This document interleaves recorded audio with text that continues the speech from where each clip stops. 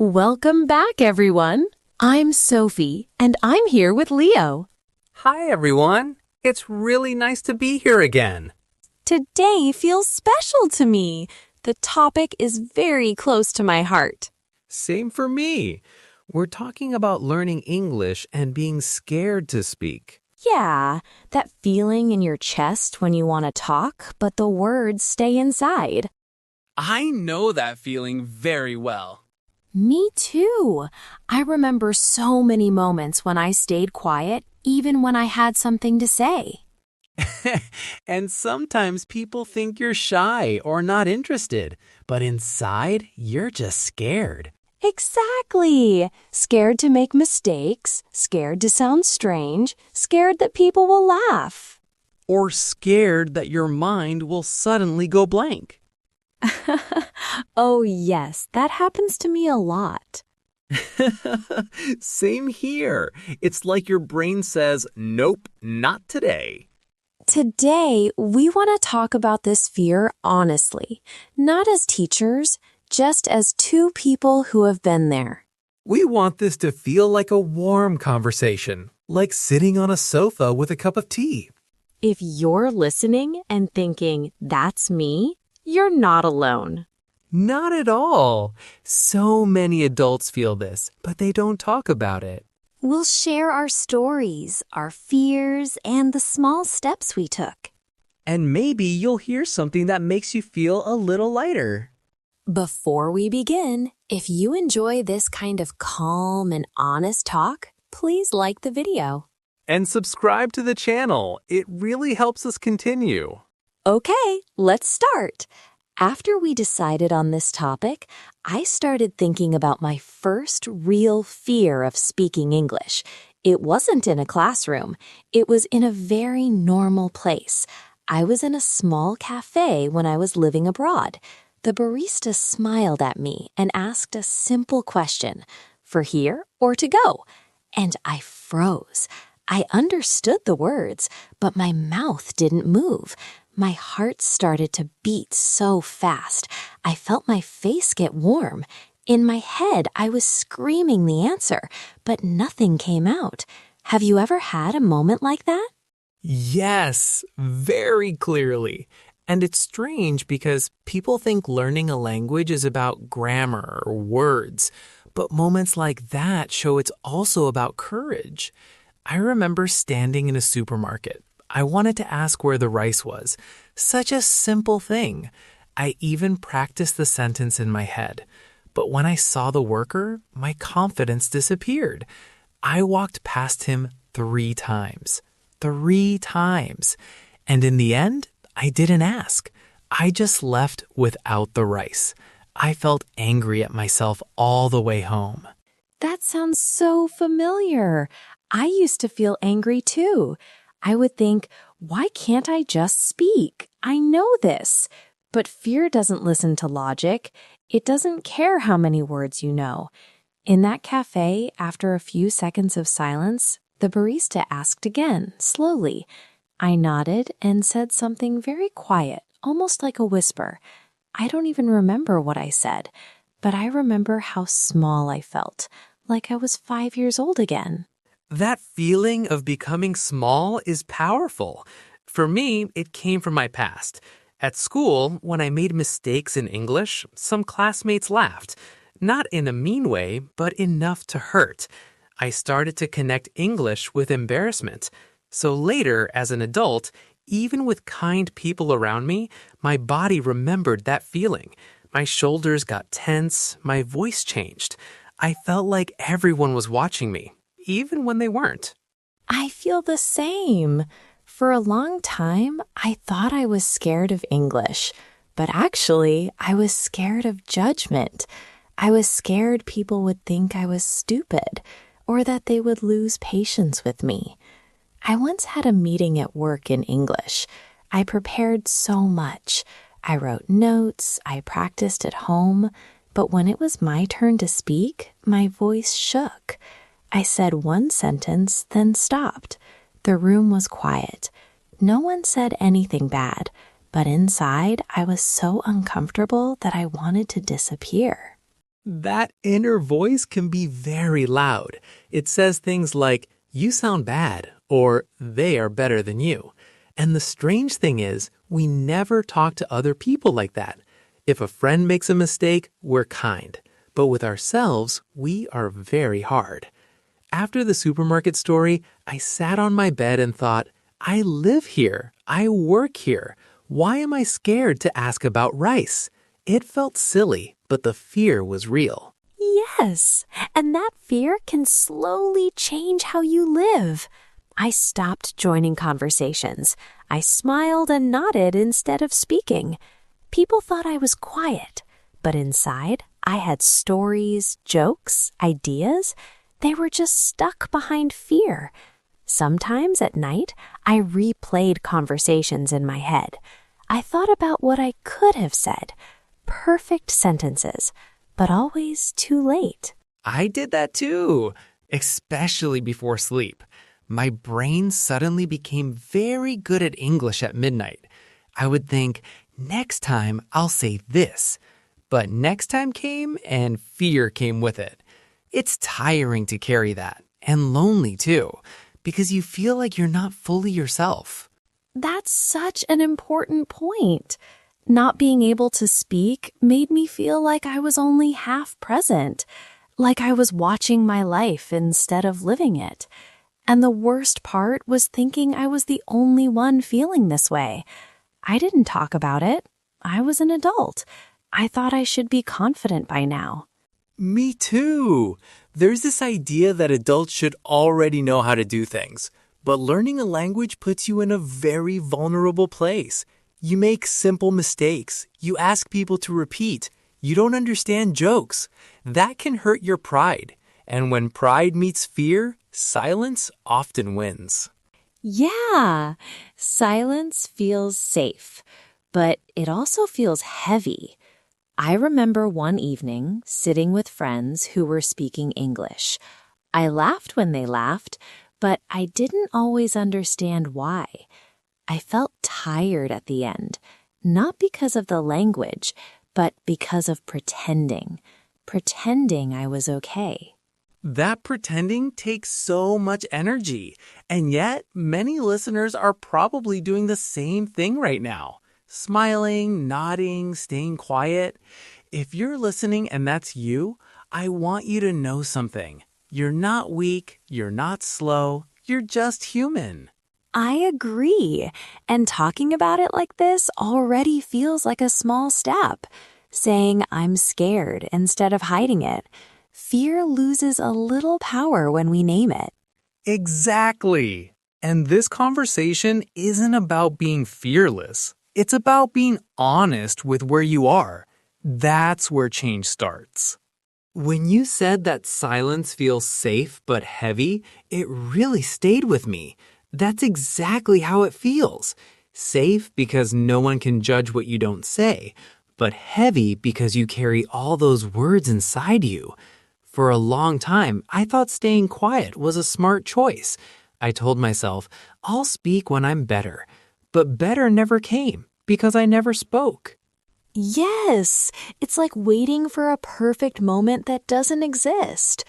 I also told myself, one more course, one more book, one more video. I was always preparing. But real life doesn't wait for preparation. It just happens. And when it happens, fear shows up. I remember one day my phone rang. It was an English call. I looked at the screen and let it ring. I felt relief when it stopped. Then I felt ashamed. Why was a simple phone call so scary? Phone calls are the best. You can't see the other person's face. You can't read their body language. It feels like walking in the dark. I avoided calls for years. I preferred emails because I had time. Time to think, time to correct, time to hide my mistakes. But life doesn't always give you time. And every time I avoided speaking, the fear grew a little bigger. That's so true.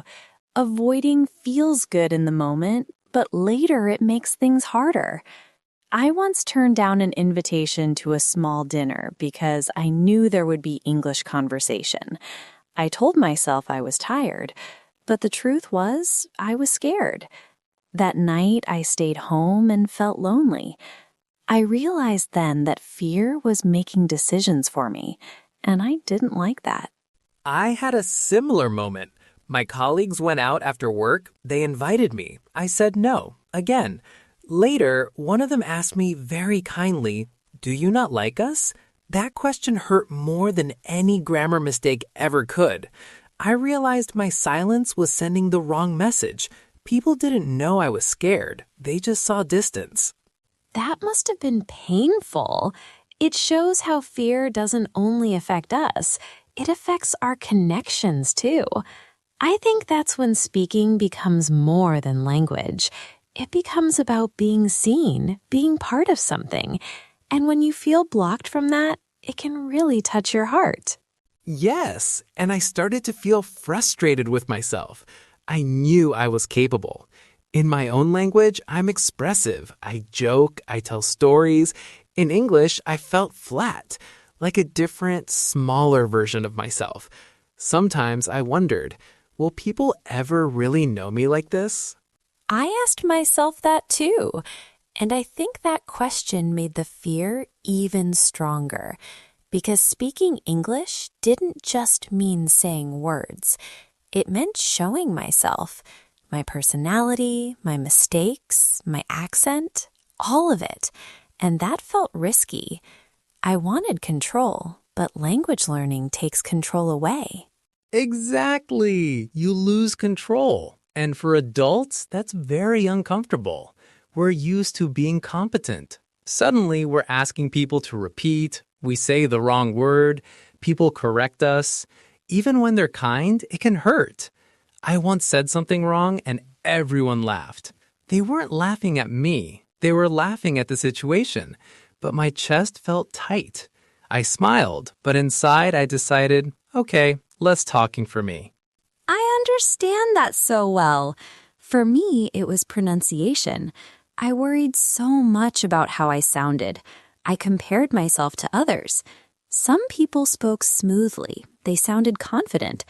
I felt slow. I paused a lot. I thought pauses were bad. I thought silence meant failure. I thought that too. But later, I noticed something. Native speakers pause all the time. They say, they change sentences, they stop and start again. But when learners do it, we judge ourselves more. We think every pause is a problem. It's not. It's thinking. It's being human. That's such an important realization. I wish someone had told me that earlier. Instead, I put pressure on myself to sound perfect, and perfection is a very heavy word. It stopped me from trying. I remember standing in front of a mirror, practicing sentences. Alone, I sounded okay, but with people, my throat felt tight. My voice felt different. Fear lives in the body. It's not just in the mind. You feel it in your throat, your stomach, your shoulders. Sometimes I knew the sentence, but my mouth didn't listen. That made me feel powerless, like my own body was against me. Yes, and then you start to think something is wrong with you. But nothing is wrong. Fear is just doing its job. It's trying to protect you from embarrassment or pain. The problem is, it doesn't know that speaking is also how you grow. That's a very gentle way to see it. For a long time, I was angry at my fear. I wanted it gone, but fighting it didn't help. It just made me more tense. The turning point for me was a very small moment. I was ordering food again, like before. My heart was beating fast, but this time I spoke anyway. My sentence wasn't perfect. The server understood me. That was it. Nothing bad happened. Those small moments matter so much. I had one too. I was waiting for the bus, and someone asked me a question. Normally, I would answer very short, one word. This time, I added one more sentence, just one.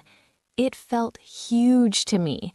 The other person smiled and continued the conversation. I got on the bus shaking, but also smiling. I thought, I did it. That feeling stays with you. Not the fear, but the pride. Even if it's quiet pride. It shows you that fear doesn't always win. And once you have one moment like that, you can slowly collect more. Slowly is the key word. We often think change should be fast. But with speaking, slow is okay. One sentence, one question, one small risk. Over time, those moments build something inside you. Not perfect English, but trust in yourself. Trust is a beautiful word here. Trust that you can survive mistakes. Trust that people are kinder than your fear tells you. And trust that your voice deserves space, even if it has an accent, even if it shakes. I really like that. Your voice deserves space. I think many listeners need to hear that today.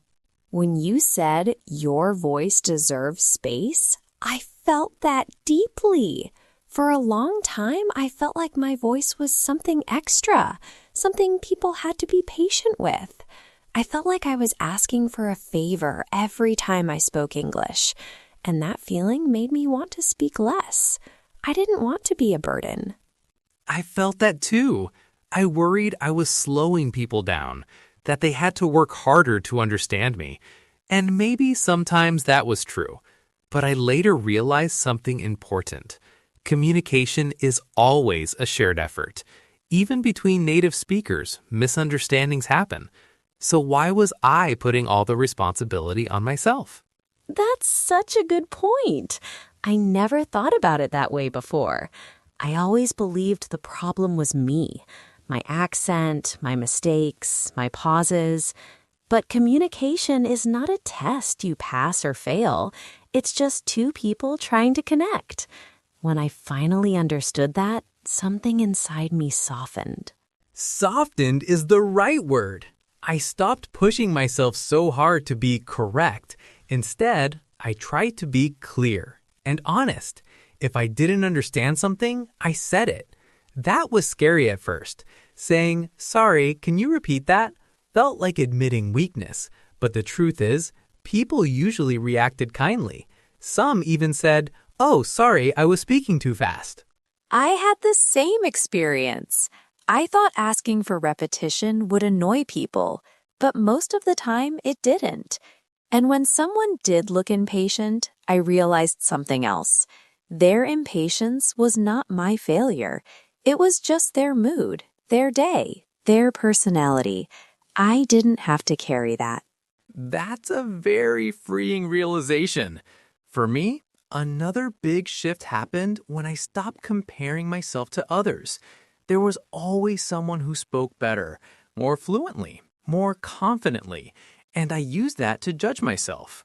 But everyone's journey is different.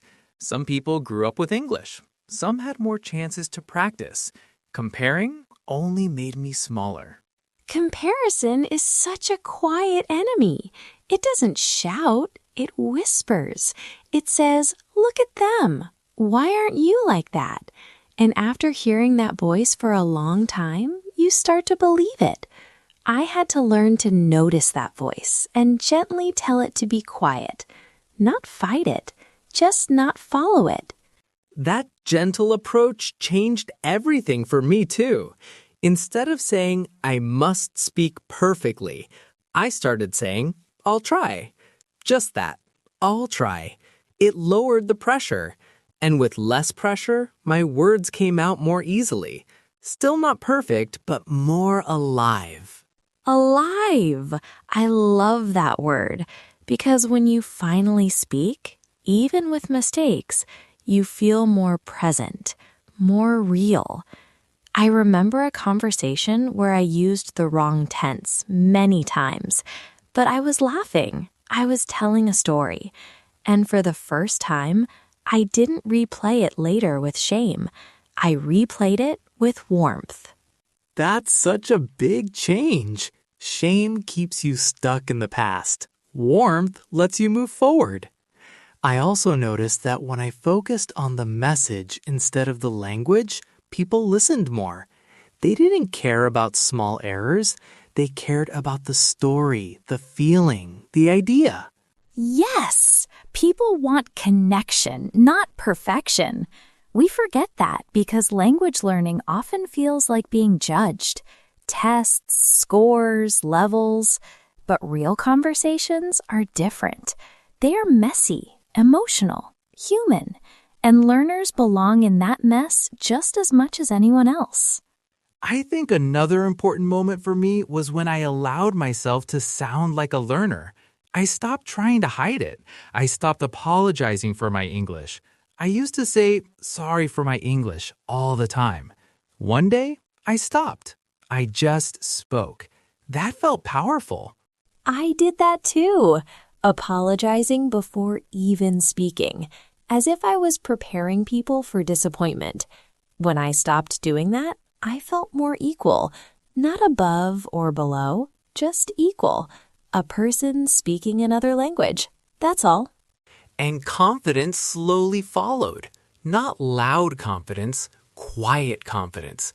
The kind that says, I might make mistakes and that's okay. That confidence didn't come from studying more. It came from surviving mistakes and realizing I was still okay. That's such an important lesson. Confidence doesn't come before speaking. It comes after. After you speak. After you make mistakes. After you see that nothing terrible happens. Waiting to feel confident before speaking is like waiting for the sun at night. Exactly. And once I accepted that, I started to take small risks more often, saying one extra sentence, asking one question, sharing one opinion. Each time, fear showed up, but it was a little quieter. Fear never completely disappears, does it? Even now, before speaking in a group, I feel it. But it doesn't control me anymore. It sits next to me, not in front of me. I can say, I see you, and still speak. That's a beautiful image. Fear sitting next to you, not driving the car. I think many listeners believe they need to remove fear, but maybe we just need to make room for it and move anyway. Yes, and be kind to ourselves along the way. Learning to speak a new language as an adult is brave. Even trying is brave. Every listener who feels scared but still listens, still learns, still hopes, that's courage already. I hope they can hear that, not as advice, but as understanding. We've been there, we're still there sometimes, and it's okay. Very okay. Listening to everything we've shared, I feel a kind of calm now. Not because fear is gone, but because it feels lighter, like it doesn't have to be a secret anymore. I remember a moment not long ago when I spoke English in a meeting. My sentence wasn't smooth. I stopped in the middle. I corrected myself, and then I continued. After the meeting, nothing bad happened. No one talked about my mistakes, but I went home feeling taller somehow. That feeling of being taller, I know it. It's quiet but strong. For me, it came when I finally told someone, I'm nervous speaking English. I said it out loud. The other person smiled and said, me too, sometimes. That surprised me. Even people who sound confident have fears. When I heard that, I felt less alone. Like fear wasn't a personal problem. It was a shared human experience. That's such an important moment. Naming the fear, sharing it, and seeing it doesn't scare people away. It often brings them closer. I think many listeners worry that if they show fear, they'll look weak. But what often happens is the opposite. People see honesty, they see effort, and effort is something most people respect. Yes, and over time, I stopped seeing English as a test I had to pass. I started seeing it as a bridge between me and other people. Bridges don't need to be perfect. They just need to hold enough to cross. Some days my bridge feels strong. Other days it feels shaky, but I still cross. That's a beautiful way to put it. And crossing that bridge changes how you see yourself too. I started to feel proud, not because my English was good, but because I was brave, because I didn't let fear decide anymore. I still feel nervous sometimes. My hands still get cold, but I speak anyway. And every time you do that, you send yourself a message. You say, I trust you. That trust slowly grows. I noticed that I stopped replaying conversations at night. Or when I did, it wasn't with shame. It was more like curiosity. Oh, next time I could say this. Not, why did I say that? That shift is so gentle, but so powerful. It changes learning from pain into care. And when learning feels safe, you want to continue. You don't hide anymore. You participate, even when it's uncomfortable. I think that's what I want listeners to feel by the end of this conversation. Not pressure to speak more, not guilt for being quiet, just permission. Permission to be where they are. Permission to try when they're ready. Permission to speak imperfectly. Yes, and maybe also permission to rest. Learning a language is tiring, emotionally tiring. It's okay to have days when you don't want to speak. That doesn't mean you're failing. It means you're human. Absolutely. Progress is not a straight line. Some days you feel confident. Other days, fear comes back strong. That doesn't erase your growth. It's just part of the journey. And the journey doesn't end when you reach a certain level. It keeps changing. I sometimes think about my younger self, standing in that supermarket, walking past the worker again and again. I wish I could go back and tell him, it's okay, you're not weak, you're learning. I can't go back, but I can say it now, and maybe someone listening needs to hear it too. I think many people do. If you're listening and you feel scared to speak, I want you to imagine something. Imagine your future self, a little more confident, a little more relaxed. That person is proud of you right now, proud that you're listening, proud that you care, proud that you're trying. And your accent, your pauses, your mistakes, they're not signs of failure, they're signs of courage. They show that you're doing something difficult, something meaningful. One day, you might look back and smile at how scared you were. Not with judgment, with kindness, because fear was part of how you grew. And until that day, you don't have to rush. You don't have to compare. You don't have to be perfect. You just have to keep the door a little open. Speak one sentence or even one word. That's enough. Yes, enough is enough. You are enough, even in silence. And when you speak, even softly, the world makes a little more space for you. I'm really glad we had this conversation. Me too. It feels honest and warm, just like we hoped. To everyone listening, thank you for being here with us. Thank you for your courage, even if it feels small. And remember, your voice matters exactly as it is right now.